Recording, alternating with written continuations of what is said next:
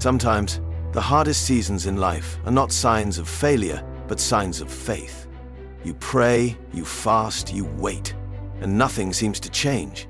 And yet, deep inside, you feel like something sacred is happening beneath the silence. That's because it is. When God tests your faith, He doesn't always warn you. He simply starts moving things around, quietly, painfully, purposefully.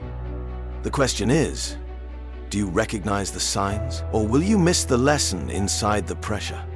Here are 5 clear signs that God may be testing your faith right now, and how to not fail the season you're in.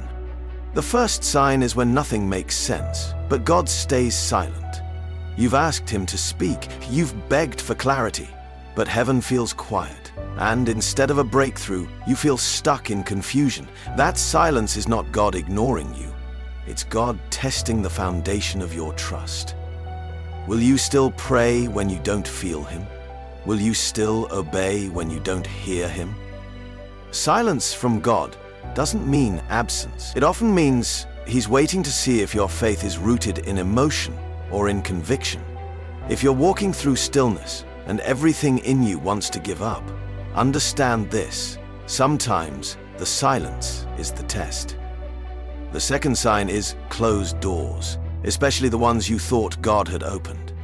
You stepped forward in faith, you made the decision, everything seemed aligned, and then, without warning, it all shut down. That job, that relationship, that opportunity, it vanished. But here's what you need to know. God doesn't just open doors, He also closes them to protect your path. The test isn't in the closing, it's in your reaction. Will you trust that He sees what you don't? Will you keep your heart soft when everything feels unfair? Closed doors hurt, but sometimes the pain is proof that you're being redirected. And if you can surrender the door, you'll find the way was never closed, just rerouted. The third sign is isolation. Friends stop calling. People misunderstand you. You feel unseen, unheard, and completely alone. But what if that's not rejection? What if that's separation with purpose? God often pulls you away from noise so you can hear Him more clearly. In seasons of testing, He will remove the voices that distract and amplify the whisper of His Spirit. If you're in a space where it feels like no one understands you, where the crowd has disappeared, it might be because God wants your full attention. And in that place of stillness, your character is refined. He's not trying to punish you. He's preparing you.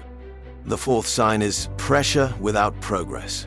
You're doing everything right. You're praying, giving, serving, staying faithful, but life feels heavier, not lighter. It's like you're pushing forward, but stuck in the same place. That pressure is not a sign of failure.